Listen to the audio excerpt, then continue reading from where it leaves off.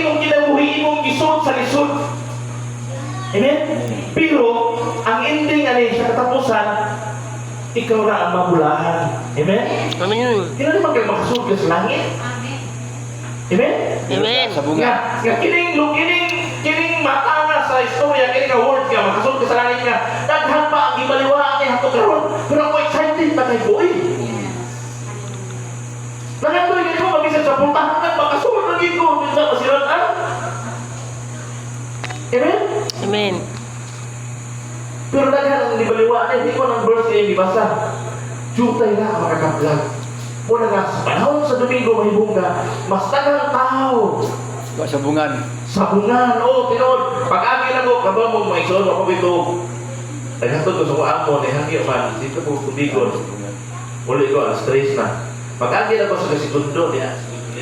Puno pas tao. Sa bungan. Amen?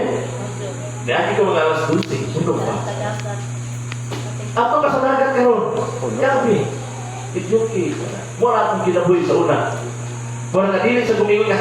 Sa kinabuhi. Sa panahon na makikita sa mga tao nga panansin nga na, kung sikrito ko ka pulor, tabahingiton sila. Nga makalikawas. Nangandoy na silang pulukuan. Dagol sa kauwaw. Kalami. Lami mo muna. Lami doon ako tapos ay ganyan mag-inom. Ako parang ko sa una. Unay mag-inom sa akong mga mahal sa kinabuhi, mga kuha na sa silingan. Hindi kagin ako kung maglugay ko, mulan ko kong kapit. Wala ko dito. Isot eh. Grabe, iyawa. Ilang yung ka sa rin. Ako na magkakika palahubog na, ibahog kinani mo. Parang mulan ko bisa buwag mo siya. Mulan ko. Kaya tao biya ko. Biya ko gikan.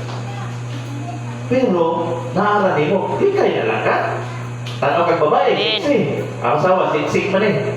Ang tanaw babae, siksi. Yan e tanaw mo sa siksi man. Pwede na dilan mo usman. Kaya lisuro ni mong lingi anak. Ang masig magkasala na ka, di ba? Tanaw mo sa ito lang. Dili ka magpana mo ka.